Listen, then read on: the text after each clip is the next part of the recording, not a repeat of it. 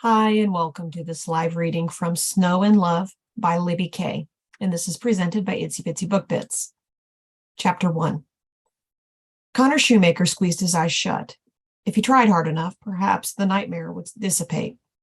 Maybe, if he held his breath, he could stay in the present, tangled in his sheets and drenched in sweat. But it wasn't going to be that easy because this wasn't some run-of-the-mill bad dream. He wasn't a child, and his parents wouldn't burst through the door to hold him while he came back to real life. No, this was the most painful moment of his life, playing on repeat in his brain like a double feature matinee. He gave up on sleep, tossing the blankets to the side and stumbling from bed. He knew he should put on his prosthetic leg, but with his head in a fog, he couldn't focus. Hopping out to the kitchen, Connor poured a glass of water and leaned against the cool marble countertop. Despite the change of scenery and cold drink, he couldn't shake the remnants of his dream. The sound of scraping metal, the feel of warm blood seeping through his tracksuit, the churn in his gut that told him life was never going to be the same. It all felt as real now as it did 3 years ago. Connor downed the rest of the water and wiped his mouth with the back of his hand. Glancing around his condo, he searched in vain for something to divert his attention. He needed something, anything, to pull him from the past. In moments like this, Connor knew he needed a pet. Surely a dog or cat would know how to comfort him. Animals were loyal. They stayed when things got tough. Unfortunately for him, human companionship was in short supply since his accident. The space around him was dark, save for the blue flashing light of his cell phone. He'd forgotten it last night, left on its charging cradle. The early hour didn't stop him from checking the waiting text message, and he groaned when he saw it. This wasn't the distraction he wanted right now. I'm serious, Con. Be at the lodge by the 18th. Training starts when the sun comes up. KM. The text was from Carl Masters, one of the best Alpine skiing coaches in North America. He was known for gold medals and impractical, demanding training regimens for his athletes. He'd also been sniffing around Connor since the first time he strapped on a pair of skis. A year after the accident that ended Connor's motocross career, he had bumped into Carl at a mixer for Paralympic athletes. When motocross was no longer an option, Connor started researching other sports. No matter what his body looked like now, he needed to chase that need for speed. He liked going fast, on and off the course. He'd earned every ounce of his bad boy reputation, and he wore it like a badge of honor. The problem now was that he wasn't much of a bad boy, or a speed demon for that matter. Carl wanted to change all that with proper training. The Winter Paralympics games were months away, and Carl had his sights on sweeping the gold medals for both men's and women's Alpine events.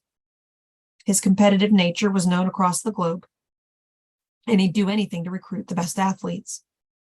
Even though Connor enjoyed hitting the slopes, skiing still didn't feel as comfortable as riding his bike did. His body wasn't the body he'd trained with for over a decade. Now the rules were different, and frankly, he wasn't sure he wanted to play by them. Grabbing his phone, Connor hobbled back to his bedroom and flopped onto the mattress. He was too awake for sleep, and he mindlessly rubbed his leg. Even after all this time, phantom twinges happened when his brain was stuck in the past. It was as if his lost limb taunted him from the beyond. Like I need more reminders, he mumbled to himself. He scrolled through the string of texts from Carl, promising him the competition and glory that had made him a star on two wheels. Connor had to admit he didn't have anything keeping him home for Christmas. The idea of staying in a closed-down ski lodge on someone else's dime didn't seem half bad, and he thought he might take Carl up on the offer. After all, what did this bad boy have to lose? He'd already lost so much. Sienna Markum sat at a breakfast table, her eyes blurry and her mind racing. What do you mean that training runs through Christmas? I thought we were going to Italy for the holidays. She sipped from her mug of green tea and frowned at her parents, who both looked prepared for a tongue lashing from their daughter. We are going to Italy, her mother started, keeping her gaze on her clasped hands. But you're not. Silently, her father nodded and shrugged. Opening his mouth a few times, he finally gave up on speaking and jerked his head in an odd mixture of a shrug and a nod. He looked like a defected bobblehead doll. Never one to be easily deterred, Sienna stood from her perch on the kitchen stool and stalked to the sink. She poured her tea down the drain and dropped the mug into the sink. The loud thud echoed in the too-quiet kitchen. You promised me a vacation, she accused with a finger pointed at her parents. You promised if I won gold at nationals, I could have the holidays to rest. I need the downtime. Sienna hated the whiny tone in her voice, but she didn't want to lose the argument. Also, not one to be deterred, her mother kept her tone even. Carl said this is the best training slope he could get right now. The lodge is closed to the public during renovations, so you'll be alone and able to focus. You are this close, Sienna. Her mother's manicured fingers pinched together almost as tightly as Sienna's brows. I'm not going to have you getting lazy or, God forbid, fat while you're so close to your dream. Hoping her father would back her up, Sienna looked at him for support. You want to spend Christmas without your only child. Before her father could answer, her mother interjected. Get a grip. You're 25 years old. We all know you can handle one Christmas on your own. Her mother stood and left the kitchen. With an apologetic shrug, her father left close behind. So much for an ally. Born without the bottom half of her left leg, Sienna never felt like she was missing anything. Her parents spoiled her rotten and treated her like she was a regular kid. After a fateful family trip to Vermont, Sienna had been introduced to the joys of skiing. Her parents had bought her a sled, but she hadn't been satisfied. Sienna wanted to ski. She wanted to go fast. With a few modifications, Sienna had her first set of skis and was hooked. No matter her mood, gliding down a mountain always made her smile. Nothing compared to the feel of winter air on her cheeks. It never failed to elevate her heart rate. Sienna ran her hands through her dark hair. If she were honest with herself, she would admit she was bone-tired. The last 20 years of her life had been full of training and competition. Getting up before dawn was the routine. Skipping parties and social engagements was normal. It was an unofficial rule in her small social circle that inviting Sienna to anything during training season was pointless. Not only couldn't she come, but if she did manage to squeak out a few hours to herself, she'd never really enjoyed herself. Competition loomed and she had to be ready. It was nearly impossible not to think about what ifs when Sienna evaluated her life. She wondered what else there was to life.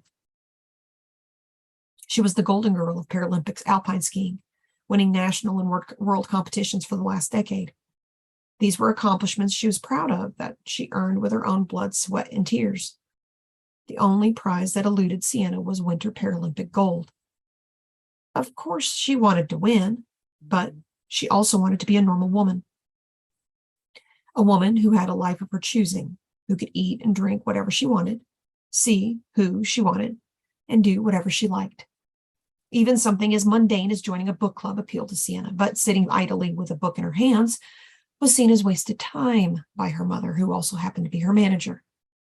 Breaking away to read a paperback was not a priority in the Markum household, much to Sienna's growing disappointment. Christmas was her favorite time of year. She loved the traditions, the escape from the normal schedules and expectations. The air smelled sweeter and the world seemed a little happier when the calendar turned to December. And within a matter of minutes, her coach and parents took it away. Sulking like a child wouldn't get Sienna her Christmas back, but for the time being, it made her feel better. Sienna walked to her bedroom and slammed the door shut, feeling satisfied with the crashing reverberation. She retrieved her laptop and searched for the Colorado lodge she was going to call home for the next month. It was a nice enough building in the foothills of Aspen. Although Carl was her new trainer, she trusted his judgment and suggestions. A coach couldn't build a reputation like Carl's without results. Rumor had it his house had a room dedicated to his athletes' awards and accolades. And frankly, anyone was better than her most recent coach. Vlad was as scary and tyrannical as a Russian villain from an 80s action movie. She shuddered at the thought of spending the holidays with that brute. Yet, despite the change in coaches, recently, Sienna started craving more from life. She craved normalcy and the freedom that came with being just a regular woman. The same joy wasn't there when she thought about competing, but Sienna also knew she needed to try. Devoting her life to the sport only to give up at the finish line didn't sit right with her. It didn't feel like the Sienna Markum way. Her beloved rescue dog, Roscoe, sauntered up to her side. Clearly, her emotional state was not pushing away her best friend. You'll miss me, won't you? Sienna rubbed behind the dog's ear, and his tail wagged faster than a metronome. Good boy, she cooed. It wasn't lost on Sienna that she was more devastated to leave her dog than her parents. Pulling out her suitcase, Sienna began to pack.